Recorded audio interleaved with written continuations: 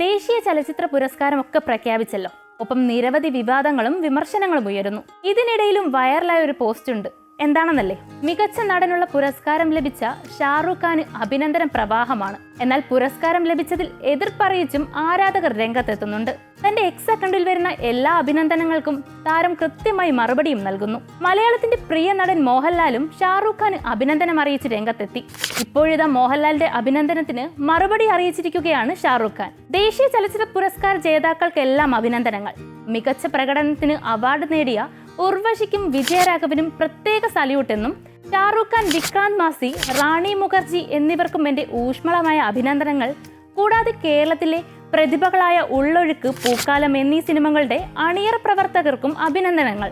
ഒരിക്കൽ കൂടി അഭിനന്ദനങ്ങൾ എന്നാണ് മോഹൻലാൽ തന്റെ എക്സിൽ കുറിച്ചത്. ഈ വാക്കുകൾക്ക് മറുപടിയായി ഷാറൂഖ് ഖാൻ ഇട്ട പോസ്റ്റാണ് ഇരുവരുടെയും ആരാധകർ ഏറ്റെടുത്തിരിക്കുന്നത്.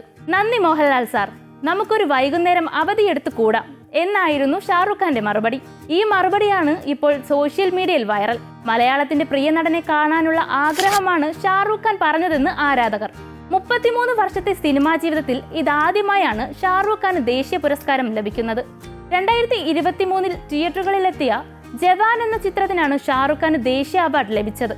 എക്സിൽ പങ്കുവച്ച ഒരു വീഡിയോയിൽ ഷാറൂഖ് ഖാൻ ഇങ്ങനെ പറഞ്ഞു: ഞാൻ നന്ദിയും അഭിനന്ദനവും വിനയവും കൊണ്ട് നിറഞ്ഞിരിക്കുന്നു. ദേശീയ അവാർഡ് ലഭിച്ചത് ജീവിതകാലം മുഴുവൻ ഞാൻ ഓർത്തുവെക്കും. ജൂറിക്കും ചെയർമാനോടും INB മന്ത്രാലയത്തിനും ഈ ബഹുമതി ഞാൻ അർഹനാണെന്ന് കരുതിയ എല്ലാവർക്കും നന്ദി. സിദ്ധാർത്ഥ് ആനന്ദിന്റെ കിങ്ങിലാണ് ഷാറൂഖ് ഖാൻ അടുത്തതായി അഭിനയിക്കുന്നത്. മകൾ സുഹാന ഖാൻ ബിഗ് സ്ക്രീനിൽ അരങ്ങേറ്റം കുറിക്കുന്നു എന്ന പ്രത്യേകതയും ചിത്രത്തിനുണ്ട്.